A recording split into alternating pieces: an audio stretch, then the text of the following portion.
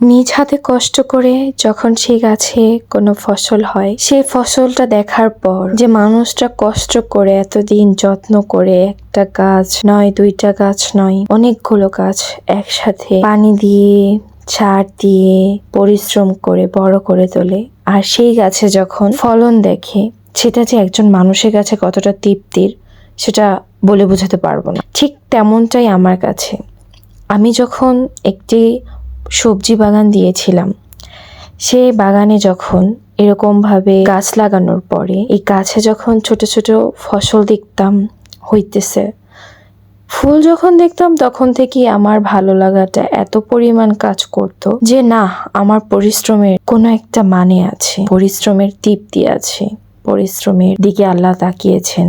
এতটা পরিশ্রম করার পরে যখন গাছে ফসল হয়, তখন সত্যি আমার কাছে অনেকটা ভালো লাগে। আসলে সবার কাছেই হয়তো বা এরকমটা আমার মতোই লাগে, কারণ নিজ হাতে কোনো কিছু লাগানোর মজা আর ভালো লাগা, আর সেই জিনিসটা তৃপ্তি করে খাওয়ার ভিতরে অন্যরকম একটা ভালোবাসা কাজ। আমার সবজি বাগানে আমি একে একে অনেক গাছ লাগিয়েছিলাম, তো প্রত্যেকটা গাছেই হয়তোবা একটা আগে, হয়তোবা একদিন আগে, হয়তোবা 2 দিন পরে, বা 10 দিন আগে, বা 20 দিন পর, সবগুলোই হয়েছে, কম আর বেশি।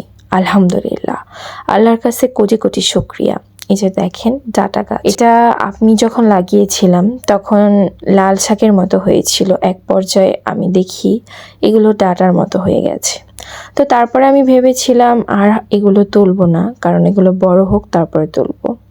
আর বালু মাটিতে লাগানোর কারণে এত পরিমাণ শক্ত ছিল যেটা বলে বোঝাতে পারবো না। আর এখানে প্রচুর পরিমাণে আমি পানি দিতাম, পানি দেওয়ার পরেও কেমন যেন শুকনা হয়ে যেত।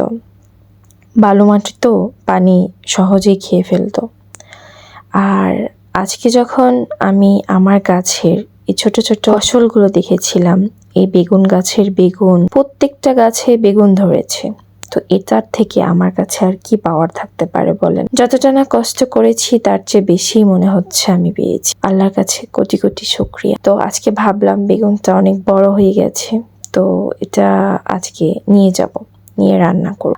আর বেগুন আমার অনেক পছন্দের, আমি যেই সবজিগুলো বেশি পছন্দ করি সেই সবজিগুলোই আমি লাগিয়েছিলাম আমার সবজি বাগান। আর আমরা বিশেষ করে যারা সবজি বাগানে সবজি লাগাই নিজেরা খাওয়ার জন্য, তারা বিশেষ করে যে যা পছন্দ করেন তাই হয়তো বা লাগান আমার মতো। এই যে দেখেন ছোটখাটো, এটা কি ঢ্যাঁড়স গাছ।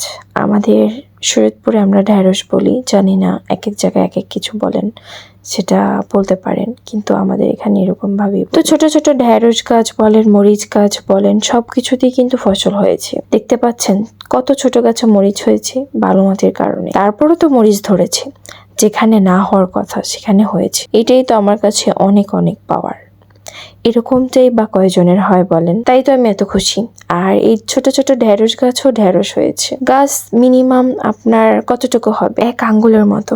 সেই গাছে যখন দেখি ঢ্যাঁড়স হয়েছে, আমি খেতে পারি আর না খেতে পারি, আমার দেখেই শান্তি হয়েছে। তো কষ্টের ফসল তারপরও তো হয়েছে, সেটা আমি না খাই, আমার চোখের দেখার শান্তি। আর এই যে দেখেন ছোট ছোট ধনিয়া পাতার মতো যে গাছগুলো দেখতে পাচ্ছেন, এগুলো হচ্ছে গাজর গাছ।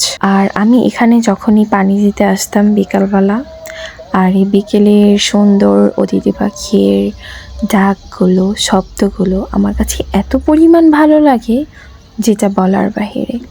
আপনাদের কার কাছে কেমন লাগে জানি না, আমার কাছে অনেক বেশিই ভালো লাগে।